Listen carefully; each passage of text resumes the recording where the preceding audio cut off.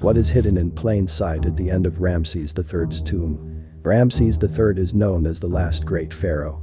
He was the last indigenous ruler to wield significant power over the Kemetic nation. Inside his tomb is a controversial painting that has ignited debates for decades. It's at the far end of the tomb, in the pillared hall. It's known as the Book of Gates. It's an ancient Egyptian funerary text from the New Kingdom period. It depicts the passage of newly deceased souls into the next world and is usually accompanied by depictions of four nations, or races of the world, as described by the ancient Egyptians. This is what it looks like. The majority of scholars and tour guides claim that the jet black people depicted on these murals are Nubians. Sometimes they claim that the mural does not exist and was created by Afrocentrists. These are lies. The following hieroglyphics were commonly used by ancient Egyptians to write their people's name. And they used those on the right side when talking about Nubians. Both symbols, as you can see, are distinct. But the humans depicted look identical. The imaginary Nubians from Ramses III's tomb, as you can see, are not Nubians, but actually ancient Egyptians themselves. We have two peoples who look the same way, but represent different nations. Most websites about Ramses III's tomb conceal that information. See the links below for evidence. Usually they only show and discuss three nations: Nubians, Asiatics, and Libyans.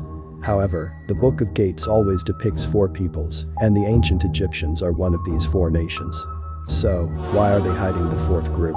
They hide it because it demonstrates that ancient Egyptians saw themselves as black people, despite their nation's independence from other African nations, and despite the Asiatic influence from the north, they still knew their origin. This demonstrates that ancient Egyptians identified with other black Africans, particularly since no source portrays ancient Egyptians in the same light as any other foreign nation. Scholars are intentionally withholding this information from you. Karl Richard Lepsius is regarded as the founder of modern Egyptology in Germany. He is the one who discovered the fresco. It altered his perception of the Egyptians' ethnicity. In his book Denkmaler aus Ägypten und Ethiopian Erganzungsband, he even wrote, "Where we expected to see an Egyptian, we saw an authentic Negro."